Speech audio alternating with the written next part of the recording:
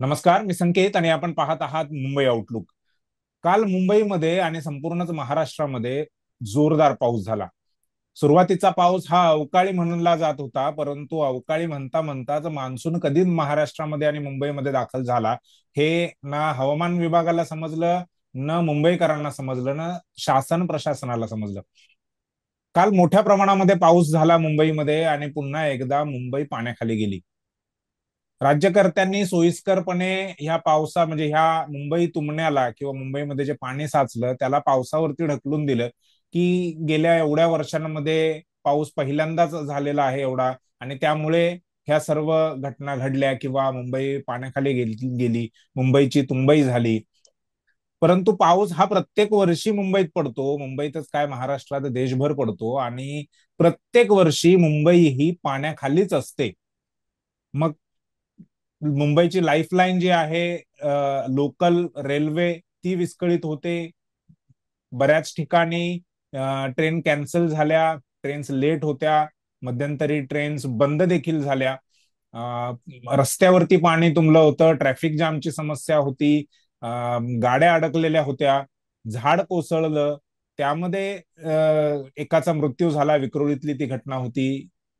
तर अशा बऱ्याचशा घटना ज्या आहेत, आणि त्यातल्या त्यात मुंबईचं वरळीमध्ये जे मेट्रो स्टेशन आहे ऍक्वा लाईन मेट्रोची, ती अक्षरशः ऍक्वामध्येच होती. त्या ऍक्वा लाईनला ऍक्वाच स्वरूप आलं होतं, आणि त्या वरळी मेट्रो स्टेशन मध्ये जे अंडरग्राऊंड मेट्रो आहे त्याच्यामध्ये पाणी गेलं, तिथली एक भिंत कोसळली. त्यावरून देखील वेगवेगळे आरोप प्रत्यारोप होत आहेत. खरं तर राज्याचे उपमुख्यमंत्री एकनाथ शिंदे यांनी नालेसफाईची पाहणी ही मेच्या मध्यापर्यंत केली होती, आणि त्यानंतरच त्यांनी त्यामध्ये भ्रष्टाचार झाल्याचा देखील उल्लेख केला. एका कंत्राटदाराला, जो नालेसफाईचं ज्याच्याकडे कंत्राट होतं, त्याला 4.5 कोटीचा दंड देखील त्यांनी आकारला. आणि त्यातून एक गोष्ट समोर आली की नालेसफाईमध्ये देखील भ्रष्टाचार होतो. मुंबई ही प्रत्येक वर्षी पहिल्या पावसात तरी का पाण्याखाली जाते, त्याची काय कारणं आहेत? प्रत्येक वर्षी पाऊस येतो, काय प्रशासन तयार नसतं का? प्रशासनाकडून कोणती खबरदारी घेतली जाते, आणि असं का होतं नेमकं, त्याची कारणं काय आहेत, ह्या मुद्द्यावर चर्चा करण्यासाठी, ह्या प्रश्नाचं उत्तर शोधण्यासाठी आज आपल्या सोबत वरिष्ठ पत्रकार सचिन धांजी सर आहेत. मी मुंबई आउटलुक मध्ये त्यांचं पहिलं तर स्वागत करतो. आणि पहिलाच प्रश्न, कारण त्यांच्याकडे देखील वेळेची मर्यादा आहे, पहिला प्रश्न सर, मुंबई काल पाण्याखाली होती, काय कारण आहे? म्हणजे इतक्या वर्षानंतर पहिल्यांदाच पाऊस झाला वगैरे वगैरे, जी काही सरकारने जी काही गोष्टी सांगितल्या, त्याच्या व्यतिरिक्त प्रशासनिक स्तरावरती कोणत्या चुका राहिल्या किंवा कोणती कमतरता आहे ज्यामुळे प्रत्येक वर्षी मुंबई पाण्याखाली असते? तसं पाहिलं तर पहिल्या पावसामध्ये बऱ्याच ठिकाणी पाणी तुंबण्याचे प्रकार घडतात. कारण हे स्वाभाविक आहेत की त्यावेळेला अ, जो पहिला पाऊस असतो त्या नाही, पण हा पहिला पावसात पाऊस नाहीये ना, मेच्या नाही नाही सुरुवातीला पहिला पाऊस येऊन नाही, मी गेलेला आहे. त्याच्यात नाही मी हा. थोडं त्याचं विश्लेषण करून पुढे जातो बर की बर. त्यावेळेला कसं असतो की जे रस्त्याच्या कडेला जे ड्रेन्स असतात त्याची जी जाळ्या असतात त्यावर कचरा साचलेला असतो आणि आपण अलर्ट नसतो, त्यामुळे पहिल्या पावसात होतो. तुम्ही म्हणता बरोबर. त्यामुळे बरोबर हा पहिला पाऊस नाहीये. कारण गेल्या मे महिन्याच्या तिसऱ्या आठवड्यापासून हा पाऊस सलग पडतोय आणि हा मान्सून पूर्व पाऊस आहे. हा याला अवकाळी पाऊस म्हणता येणार नाही. हम्म. पहिली गोष्ट आपण एक स्पष्ट समजून घ्यायला पाहिजे. बघा पावसाने मुळात याचा दोष कोणाला द्यावा, ते इथून आपण सुरुवात. आता विनोदाने म्हणायचं झालंच तर आपण कोणाला म्हणू? याचा दोष आपण पावसाला आणि त्याच्यासोबत मोठ्या समुद्राच्या मोठ्या भरतीला देऊ आपण. कारण एकाच वेळेला समुद्राला मोठी भरती आणि पाऊस आलाय. आणि हम्म. जर तुम्ही काल बघितलं असेल तर काल अकराची 4.75 मीटरची भरती होती. आज 4.88 आहे, पण त्या दरम्यान पाऊस नाहीये. त्यामुळे म्हणजे त्या भरतीला आपण तेवढं गांभीर्याने आज घेतलं नाही, पण आपण अलर्ट होतो महापालिका. आता बर. असं होतंय की मुंबईच्या आकारात हा बशीसारखा आहे. आणि बरोबर. त्यामुळे आपण जनरली आपण काय करतात हे लोक, की 1 जून पासून आपले हे असतो म्हणजे 31 मे पर्यंत मान्सून पूर्व कामं पूर्ण करण्याचं नियोजन असतं. आता बरोबर. पाऊसच 15 ते 20 दिवस अगोदर आला असेल तर हे नियोजन पूर्णपणे फसणार यात कोणतीही शंका नाही आहे.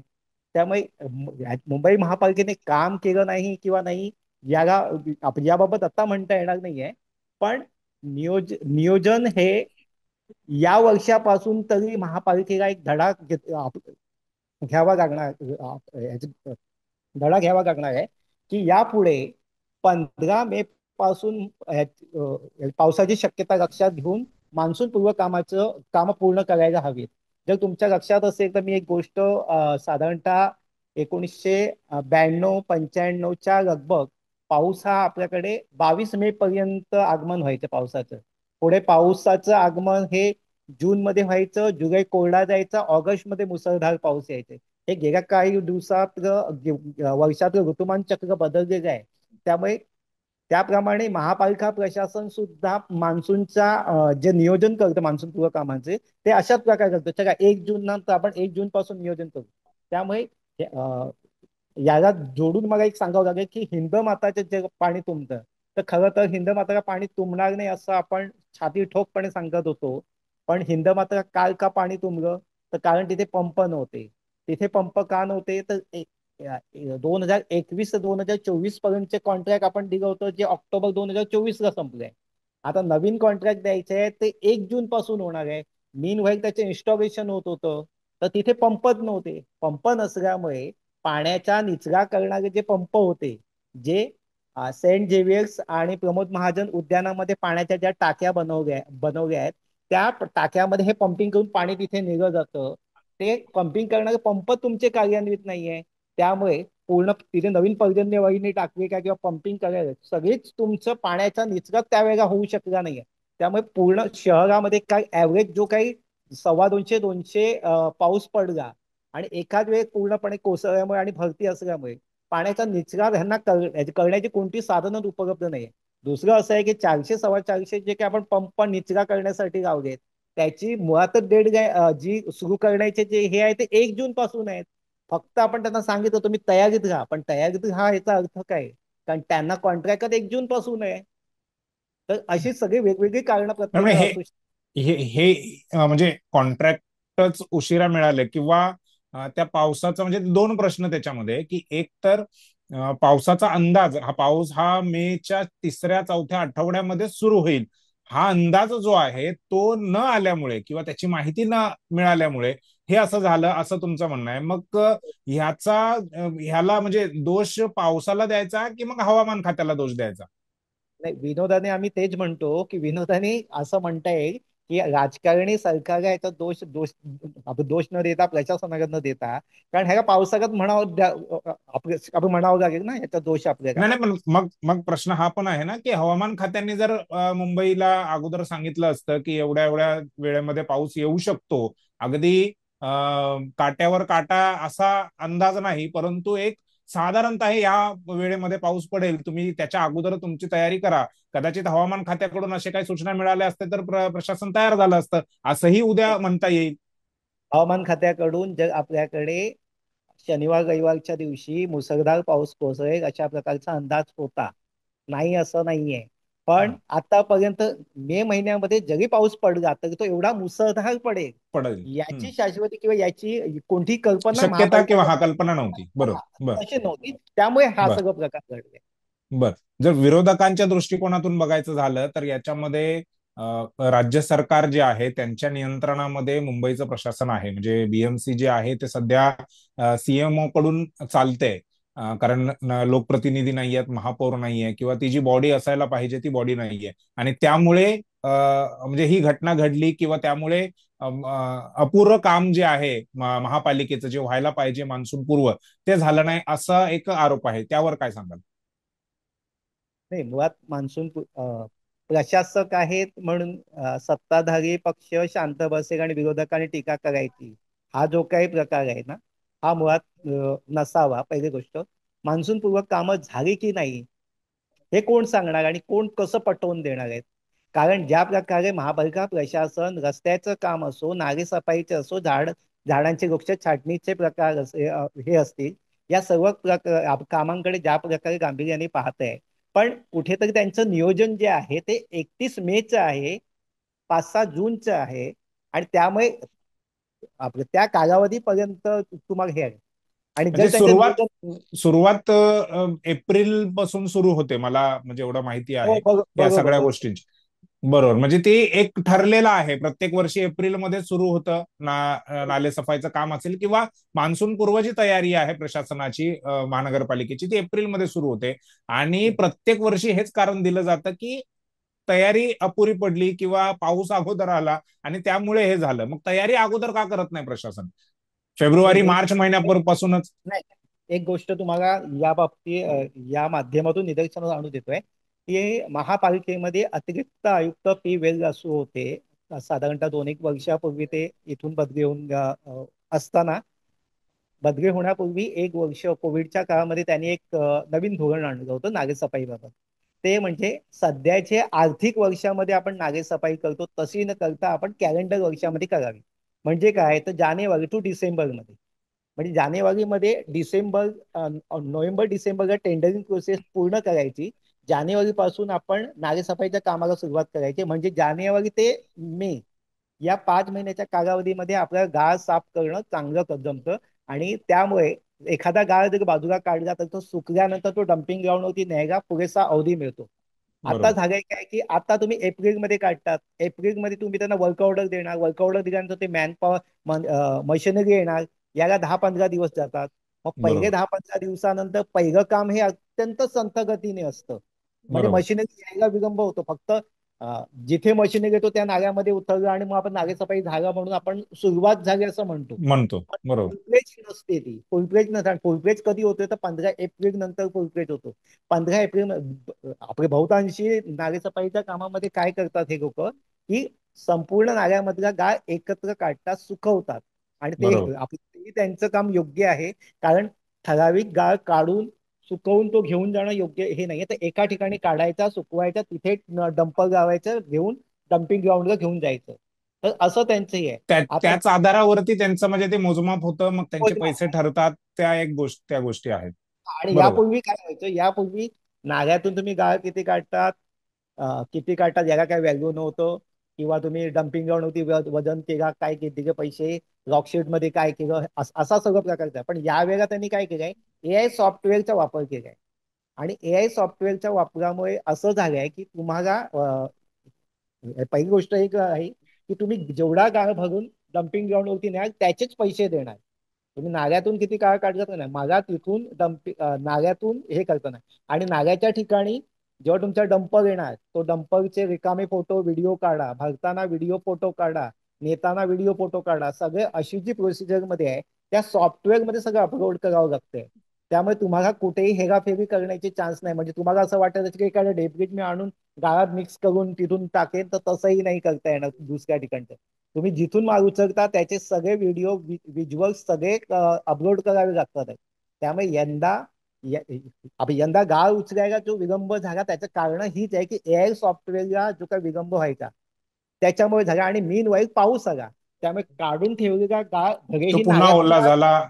पुन्हा एक्झॅक्टली नाल्यामध्ये त्यातला अर्धा नाल्यात निम्मा गाळ हा. गेलेला आहे. नाल्यातून गाळ काढण्याची प्रक्रिया भलेही 90% पूर्ण झाली असेल, पण हम्म. नाल्यातून बाहेर काढलेला गाळ वाहून न्यायला त्यांचं काम जी पर्सेंटेज जेव्हा आपण काउंट करतो तो 60-70% दाखवला गेला. तर बरोबर. नाल्यातून गाळ काढला गेलाय, पण शेवटी पावसामुळे तो पुन्हा वाहून पुन्हा नाल्यात किंवा आसपासच्या नाल्यामध्येच परिसरात गेला. हम्म. गेलाय असं. बरोबर. बरोबर. ह्यामध्ये म्हणजे भ्रष्टाचार देखील झाल्याच्या घटना म्हणजे खुद्द उपमुख्यमंत्री एकनाथ शिंदे यांनीच बोलून दाखवलेला आहे आणि त्या कॉन्ट्रॅक्टरवरती 4.5 कोटीचा दंड देखील आकारलेला आहे. तुम्ही जसं म्हणताय की डेब्रिज टाकता येत नाही, परंतु त्या कॉन्ट्रॅक्टरने जे केलं आणि जे माध्यमांसमोर उपमुख्यमंत्र्यांनी मांडलं ते असं होतं की त्यांनी त्या गाळाखाली मोठमोठे दगड ठेवले होते आणि त्या दगडात म्हणजे त्याचं वजन गाळाचं वजन आहे असं म्हणून त्यांनी ते प्रेझेंट केलं होतं आणि त्याच्यावरती तो तो कॉन्ट्रॅक्टर तिथे पकडला गेला, त्याच्यावर दंड आकारला गेला. परंतु असे मुंबईमध्ये जो पकडला गेला तो चोर झाला. परंतु मुंबईमध्ये असे आणखीन कितीतरी गोष्टी होत असतील ह्या गाळामध्ये ज्याच्यामध्ये भ्रष्टाचार होतोय. म्हणजे तुम्ही पूर्वीची जर नालेसफाई पाहत असाल तर तुमच्या लक्षात येईल, पूर्वी नाल्यातला गाळ हा साईडला काढून ठेवला जायचा. तो वाहून नेला जायचा नाहीये, पण त्यांना पैसे मिळायचे तेव्हा. बर. नंतर नंतर काय केलंय की नंतर नंतर वेट पाहिजे, मग मग काय करायचंय, कुठेतरी डेब्रिज गोळा करून ठेवा, त्याच्यावरती नाल्यातला गाळ टाका आणि त्याला काळा रंग फासायचा, म्हणजे आपल्या हम्म. भाषेत. हम्म. म्हणजे तो आणि तो चिखल सगळाच स्वरूपात उचलायचा आणि मग तो दाखवायचा की आम्ही एवढा हे तसं केलाय. तसे बरोबर. प्रकार खूप होते. हम्म. आपण जसं आपण म्हणालात ना, पकडला गेला तो चोर असतो आणि हे आहे, त्यामुळे असे प्रकार होत नसतील हे काही शक्यता नाकारता येत नाही. आणि ज्या अर्थी त्यांना याच्या मिळेल शेवटी याची प्रत्यक्ष जेव्हा चौकशी होईल की खरोखर त्याने डेब्रिज उचललं होतं का, की त्याच्यावरती कोणाचा फोर्स होता का, कोणी त्याला सांगितलं होतं की बाबा ही तुमची डम्पिंग गाळ नाही का गाडी येते, माझ्या इकडचा कचरा त्याच्यात बघा, की कुणाच्या प्रेशर खाली त्याने बघलं होतं की ही सगळी कारणं आज ना उद्या चौकशीत पुढे येतील. पण बर. पण याचा अर्थ भ्रष्टाचार होत नाही असं म्हणता येणार नाहीये. कुठे बर. भ्रष्टाचार बऱ्याच प्रमाणात आहे, जो उघडकीस आला तो आपण भ्रष्टाचार म्हणतो, नाही आला तो सुटतो. बरोबर. अं, उपमुख्यमंत्री एकनाथ शिंदे यांनी नालेसफाईची म्हणजे मुंबईतल्या नालेसफाईची पाहणी केली होती. त्या अगोदर एक 10 ते 15 दिवस अगोदर मुंबईचे पालकमंत्री आशिष शेलार यांनी ते नालेसफाईची पाहणी केली होती आणि त्या पाहणी दरम्यान आशिष शेलार हे नालेसफाईमधून संतुष्ट नव्हते. त्यांनी सांगितलं होतं की बऱ्याच ठिकाणी हे बाकी आहे, अजून नालेसफाई पूर्ण झालेली नाहीये. परंतु त्यानंतर उपमुख्यमंत्र्यांनी जी पाहणी केली त्यामध्ये ते संतुष्ट झालेले दिसले आणि सांगितलं की आता एआयचा जसं तुम्ही सांगत आहात एआयचा आपण वापर करत आहोत आणि बऱ्याचशा गोष्टी आपण म्हणजे नालेसफाई क्लिअर झालेल्या आहेत, मोठमोठे नाले आहेत ते साफ झालेले आहेत. परंतु तरीही मुंबई पाण्याखाली होतीच ना. मग ह्याला तुम्ही आता पावसाला जबाबदार धरू शकता, परंतु ती खरंच नालेसफाई झाली की नाही झाली? कारण शेवटी नालेसफाई म्हटलं की सामान्य सामान्य लोकांसाठी एक सफाईचा अर्थ असतो की जो वर जो कचरा दिसतोय तो काढला की सफाई झाली असं पण म्हणतो. आतला गाळ जो आहे, स्लिट की स्लेज काय त्याला म्हणतात, तर तो काढलाय की नाही हा महत्वाचा मुद्दा आहे ना त्यामध्ये. नाही, आता तुम्हाला दोन गोष्टी सांगतो. पहिले म्हणजे उपनगराचे पालकमंत्र्यांनी जी विजिट केली, त्यांना त्याच्यामध्ये जे दिसलं त्यावरती ते आपण त्यांनी भाष्य केलं. बरोबर. आता आता त्यांनी कशाच्या आधारावरती नागेसफाईची पाहणी केली, तर त्यांचे जे माजी नगरसेवक आहे पदाधिकारी यांनी त्यांना जे फुटेज दिला इनपुट्स किंवा दिले. इनपुट्स दिले, त्याच्या आधारे त्यांनी केलंय की जिथे बाबा नागेसफाई मला झालेली दिसली नाही आहे त्यांनी नाराजी व्यक्त केली. उपमुख्यमंत्र्यांनी कुठे पाहणी केली आहे, जिथे महापालिका अधिकाऱ्यांनी त्यांना दाखवलं तिथे. कारण अधिकारी जिथे दाखवणार, जिथे साप आहे तिथे दाखवणार आहेत. त्यामुळे दोघांच्या हम्म. बघण्याचा दृष्टिकोन आणि व्हिजिटमध्ये वेगवेगळे अर्थ निघू शकतील. आता बर. ह्या मुद्दा एक गोष्ट तुम्हाला या माध्यमातून एक सांगू इच्छितो की दादर धारावी नाला एक आहे, जो हम्म. रुपारेल कॉलेजच्या सेनापती बापट मार्गावरती पाणी भरतं, दादर टिटिगा भरतं, सायनगाव याला तो बऱ्याचदा हे करतो. हा दादर रेल्वे स्थानकापासून निघतो, तो पुढे माटुंगा वर्कशॉप पासून 60 फीट पासून धारावीला आतमध्ये खाडीला जाऊन मिळतो. हम्म. हा धारा म्हणजे मुंबईतील सेंट्रलला म्हणजे पाणी तुंबण्यास कारणीभूत आहे.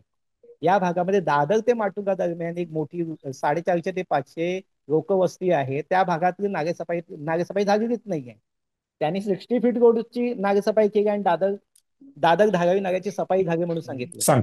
हा, हम्म. हे मी उदाहरणादाखल का तुम्हाला सांगतोय की दादरच्या इकडून त्यांनी पोकलेन मशीन टाकली, 4 दिवस ठेवली आणि तिथून बाहेर काढली. हम्म. तिथे स्थानिकांनी काही तक्रार केल्यानंतर आम्ही समजून घेण्याचा प्रयत्न केले, तर स्थानिकांचं म्हणणं आहे जर त्यांनी पोकलेन टाकली आहे तर त्याला काळा गाळ आम्हाला काळं पाणी पुढे सरकताना दिसलं पाहिजे किंवा फ्लोटिंग मटेरियल पुढे सरकताना दिसलं पाहिजे. याची मशीन तिथे सरकली नाहीये. दुसऱ्या माटुंगाच्या दिशेने त्यांनी रोबो टाकले, 10 दिवस तिथे ठेवले. म्हणजे या बाजून त्या बाजून आम्ही गाडी टाकली पण साफसफाई केलेली नाहीये. बर. तर वाहनं उतरवली जातात, मशीन उतरवली जातात, पण साफ गाळ काढण्यात जातो अशातला भाग नाहीये. हम्म. हम्म. नाही मग हे बघण्यासाठी अगोदर जसे नगरसेवकांची एक यंत्रणा होती, लोकप्रतिनिधी होते, ते बघत होते. कारण त्यांच्या मतदारसंघामधल्या लोकांना त्रास होऊ नये, कारण जर तो त्यांना त्रास झाला अशा पाण्याचा किंवा पाणी भरण्याचा किंवा नालेसफाई न झाल्याचा, तर पुढच्या निवडणुकीमध्ये लोक त्यांना निवडून देणार नाहीत ही भीती त्यांच्या मनामध्ये असल्यामुळे ते तिथे पाहणी करत होते त्या किंवा ह्या सगळ्या गोष्टींवरती लक्ष ठेवून होते, नियंत्रण करत होते. परंतु आता गेल्या 3 साडेतीन वर्ष झाली लोकप्रतिनिधी नाहीये, तर त्यामुळे ह्या सगळ्या गोष्टी होत आहेत का, म्हणजे नियंत्रणच नाही जसं तुम्ही म्हणताय? निश्चित निश्चित मी असं म्हणेन की नगरसेवक हा जनता आणि प्रशासन मधला दुवा आहे. बरोबर. आज आज प्रशासक राज्य असल्यामुळे बऱ्याच अंशी छोटी छोटी कामं आहेत, छोटी छोटी समस्या आहेत ज्या कडे पोहोचल्या जात नाही नाही. आणि महापालिकेचे अधिकारी त्या समस्यांपर्यंत पोहोचले जात नाही किंवा त्या तक्रारींचं निवारण होत नाही हा होत नाहीये. त्यामुळे बरोबर. नगरसेवक खूप गरजेचे आहेत आणि आज कधी काही एक वाक्य म्हटलं जायचं की कंत्राटदारांची नगरसेवकांचं कार्टेज असतं. पण आज अधिकाऱ्यांना कळून चुकलंय की नाही, हम्म. नगरसेवकांशिवाय आपल्याला म्हणजे खाली तळाला आपण काही कामं करू शकत नाहीये. बरोबर. त्यामुळे नगरसेवक असणं खूप काळाची गरज आहे आणि नगरसेवक असल्याशिवाय या शहराचा विकास पूर्णपणे होऊ शकत नाहीये. कारण भ्रष्टाचाराचे आरोप हे होतच राहणार आहे. कारण विकास कामं बरोबर. जेव्हा केली जाणार तेव्हा भ्रष्टाचाराचे आरोप 100% होणार आहेत. पण भ्रष्टाचार होतोय किंवा होऊ नये यासाठी तुम्ही ही सिस्टीम एवढी पोखरली गेलेली आहे की ही सिस्टीम सुधारणं फार कठीण आहे. पण थोडंफार थोडे थोडे करत जर आपण याच्यामध्ये वेगवेगळ्या यंत्रणांचा वापर करत गेलो तर ही सिस्टीम सुधारू शकते. पण त्यासाठी थोडा बराच अवधी लागणार, तो पटकन सुधारणारा नाहीये. बर. नाले सफाईवरती आपण बरीच चर्चा केलेली आहे, परंतु मुंबईमध्ये मेट्रो सुरू झाली, अंडरग्राऊंड मेट्रो पहिलाच प्रोजेक्ट, आणि वरळीचं जे मेट्रो स्टेशन आहे त्यामध्ये पाणी गेलं. काय प्रतिक्रिया आपली? नाही, मुळात जर तुम्ही मेट्रोची स्थानकं पाहिली तर बऱ्याच ठिकाणी हाईट वाढवलेली आहे. म्हणजे तुम्ही पायऱ्यांनी वरती तुम्ही जिथून एंट्रन्स करता त्याच्या 2 पायऱ्या चढून तुम्हाला वरती जावं लागतं. वरळीच्या बाबतीत थोडंसं वेगळं आहे की वरळीची जी भिंत पडली ते म्हणजे बांधकाम त्याचं चालू होतं. आता यामध्ये मेट्रोची चूक नाही असंही मी म्हणणार नाहीये. कारण मुळात 31 मे पर्यंत त्यांनी तसं ते हे केलं होतं की ही भिंत आपल्याला पूर्णपणे बांधून हे करायची आहे. त्यामुळे नाही, पण सरफेस त्यांचं असंही म्हणणं आलं की जी भिंत पडली ती टेम्पररी होती. टेम्पररी होती बरोबर ती. मग ती ती टेम्पररी पडण्यासाठीच त्यांनी बांधली होती का, असा आरोप आता माझा नाहीये, तो विरोधकांचा आरोप आहे.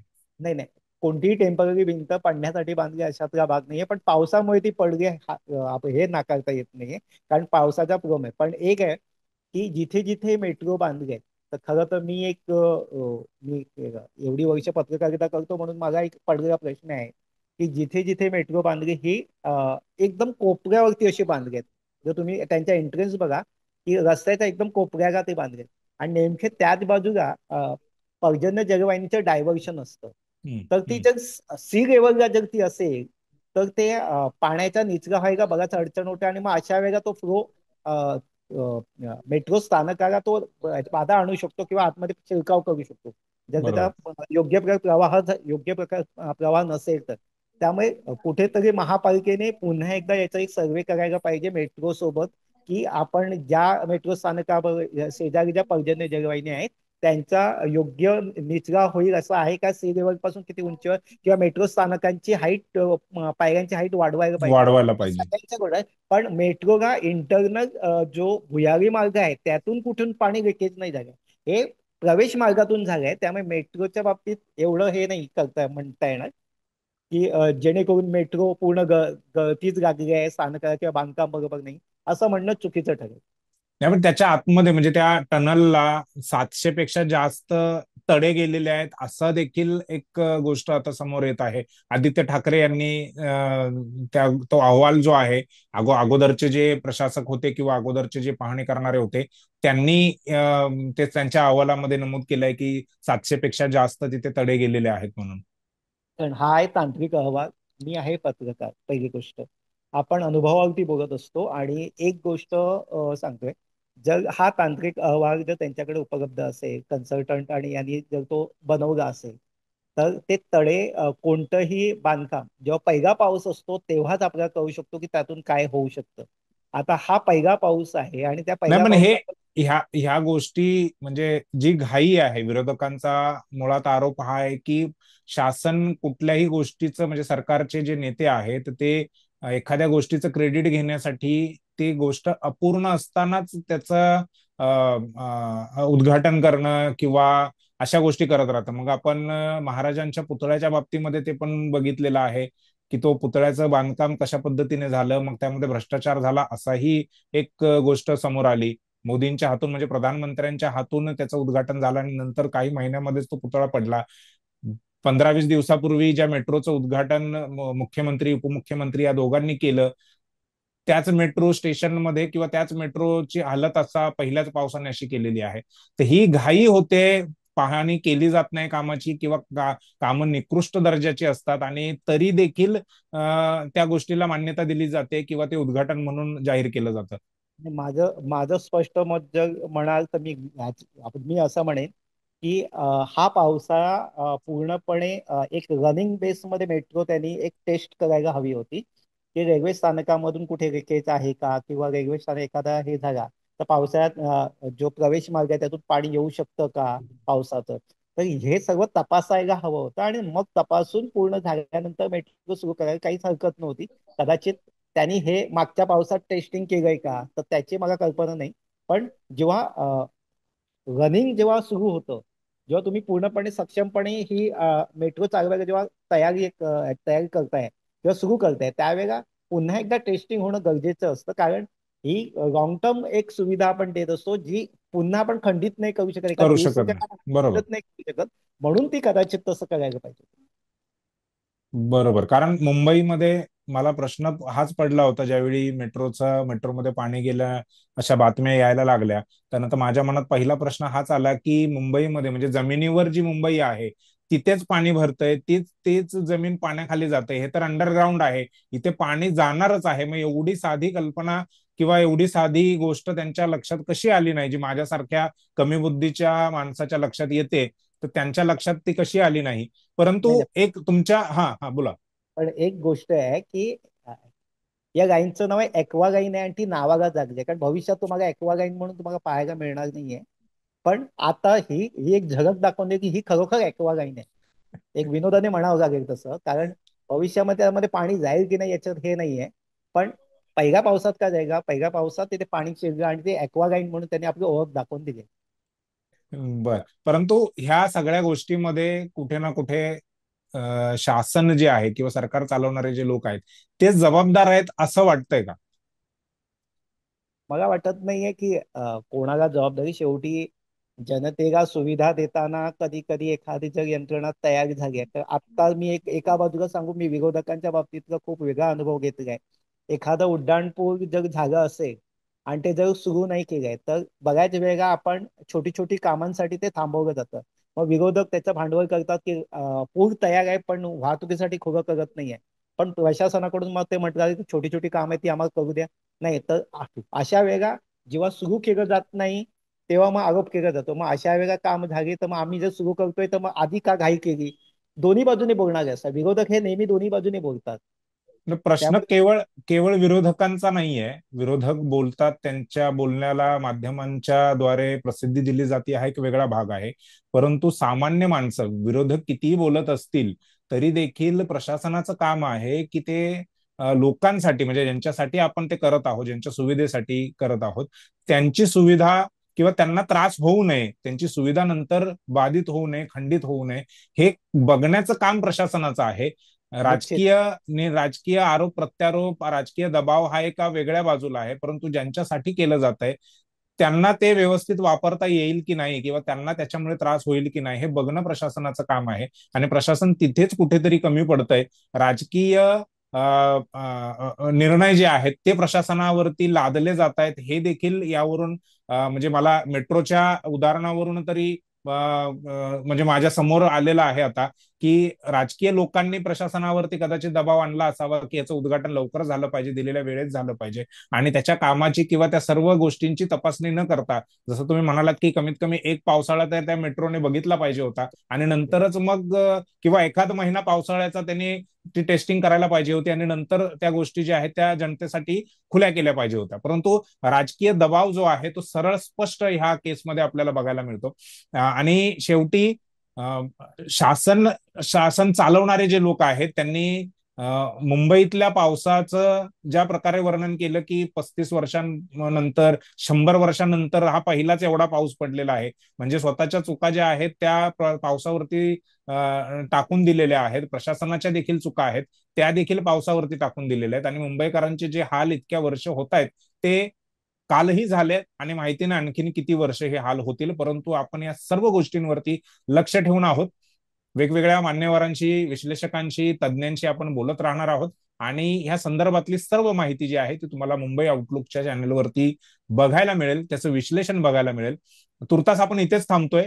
धांजे सरांचं आभार व्यक्त करूयात की त्यांनी आपल्याला वेळ दिला. खरं तर ते म्हणाले होते की 10च मिनिटं माझ्याकडे आहेत, परंतु 10 मिनिटांपेक्षा जास्त त्यांनी वेळ दिला आणि अतिशय महत्वाच्या विषयावर आपण चर्चा केली. त्यामुळे पुन्हा एकदा त्यांचा आभार व्यक्त करूयात आणि इथेच थांबूयात. धन्यवाद.